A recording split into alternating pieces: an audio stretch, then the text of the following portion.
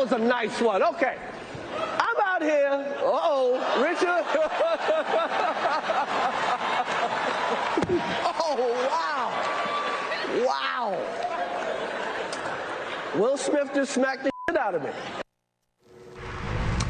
All right, you might have seen that once or twice. I keep noticing with every time this is replayed that Chris Rock didn't even flinch. He didn't fold. And I don't know. It doesn't make sense to me. I want to go to Doug Eldridge on this. Normally, he talks about the PR fallout in sports. But today, talking about this, he's a good judge of that. Not that anyone's ever slapped him. They might have thought about it, but I don't think they exercise it. Alex Clark, also the host of Politics at Turning Point USA. Good to have both of you. Alex, to you first. The fallout and maybe even taking away his best Oscar win. Too much or what for Will Smith?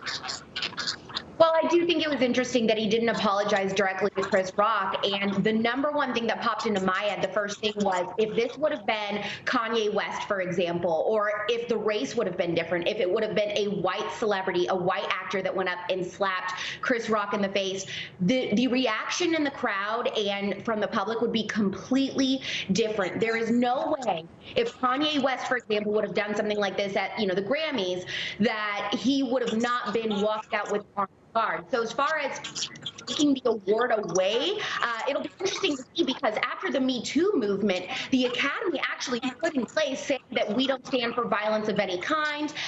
And so if that's the case, and that was the statement they had made after the whole Me Too fallout, then this would kind of be hypocritical of them not to take the award away.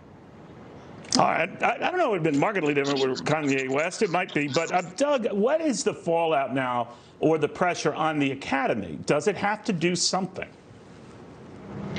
Well, it's going to be interesting. You mentioned sports in the intro. If you contrast this to the NFL per se, where a drug infraction has delineated penalties, first time 4 games, 8 games, an entire season, et cetera, the standards of the code of conduct is really somewhat ambiguous, or at minimum indescript in terms of what it defines as inappropriate conduct, and much less, what constitutes assault. Now, as we noted in the intro, Chris Rock is declining to press charges. And Will Smith certainly won the Oscar, but I would say it's the Academy Awards themselves that really won the night. Because when you look back, they've been on a viewing decline since 2015. And 2021 was actually the lowest viewership in recorded history. Most importantly, in that 18 to 49 demo, they recorded a 2.12. That demo is the one that really pays the water bill. And so when you look back at other comps, Mr. Cavuto, the Grammys were on a slide before the Janet Jackson, Justin Timberlake Nipplegate. Major League Baseball was on a huge decline before the home run derby, the home run race between McGwire and Sosa, both of which saw record numbers the following year. I'm not saying that this was staged by any means, but the Oscars were really the winner last night in terms of perhaps viewership, but most assuredly social media traffic. The jury's still out, at least the court of public opinion, on what's going to happen to Will Smith. All right, that's a hell of a way to get a ratings bump. But having said that, Alex, will it change people's views, for example, next year's Oscars, that, there might be a fight, or there might be someone punching another guy or another woman? Really? What do you think? Speaking as a young viewer who I'm a millennial, I know Gen Z and millennials, we're not watching award shows anymore, but all of us will be tuning in now next year to see if some stunt like this is going to happen. So exactly like what he just said, we're all going to be waiting now with bated breath to see if there be any other drama. I don't want to be this black helicopter crowd here or paranoid about something, but Rock barely budged when he was hit.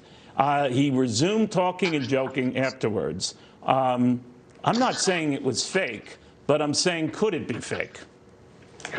Well, I think you raise a good point. And in the Zapruder film that was this Oscars take, if you view it frame by frame, as a couple of my NFL clients texted, they said, hang on, Dougie, he had a wide stance coming into it. He wasn't blown back by a guy that's 2 inches taller and 45 pounds heavier. He played Muhammad Ali to a T. There's a lot of question marks. I don't know where the second gunman on the grassy knoll is here, but there's certainly some question marks. But again, as Alex pointed out, every generation, we're kind of staring stair steps, I think, between between you and maybe the two guests, every generation is talking about it. And that's why I say, with no tongue-in-cheek intended, the Oscars were really the big winner here. At some point, you have to put your paddle in the water and change the direction of the canoe. And maybe they did that last night. And maybe Will Smith was, maybe there was a little bit of a handshake in terms of who gets what when we walk away. But I think the entire country's talking about it. The entire world is talking about it.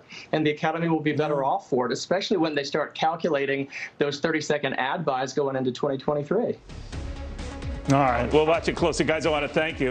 In the meantime, imagine if this happened in business news. Like me and Lauren, were like, you're going down, brother. No, this wouldn't happen. We're both gentlemen. A little more to go.